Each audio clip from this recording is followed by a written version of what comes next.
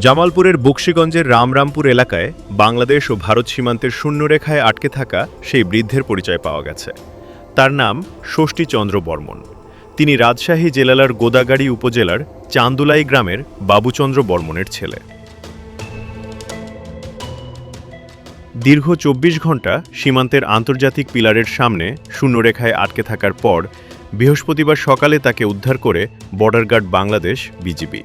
পরে তাকে বকশীগঞ্জ থানায় নিয়ে আসা হয়। ধানুয়া কামালপুর বিজিবি জানিয়েছে, পরিবারের সদস্যরা এলেই তাকে হস্তান্তর করা হবে। বর্তমানে ওই বৃদ্ধ থানাতেই অবস্থান করছেন।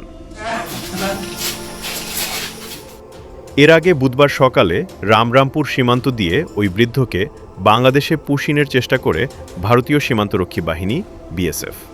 এ ঘটনাকে কেন্দ্র করে স্থানীয় বাসিন্দা, বিজিবি ও বিএসএফের মধ্যে উত্তেজনাকর পরিস্থিতির সৃষ্টি হয়। ফলে দীর্ঘ সময় সীমান্তের শূন্যরেখায় আটকে থাকেন তিনি।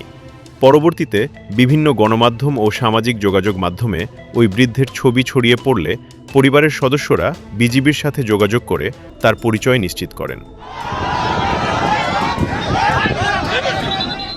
বৃদ্ধের জাতীয় পরিচয়পত্র হাতে পাওয়ার কথা বলেন বকশীগঞ্জ থানার ভারপ্রাপ্ত কর্মকর্তা। বলেন, বিজিবি তাকে থানায় পাঠিয়েছে। তার স্বজনরা রাজশাহী থেকে ইতোমধ্যে বকশীগঞ্জের উদ্দেশ্যে রওনা দিয়েছেন। আইনি প্রক্রিয়ার মাধ্যমে তাকে পরিবারের কাছে হস্তান্তর করা হবে।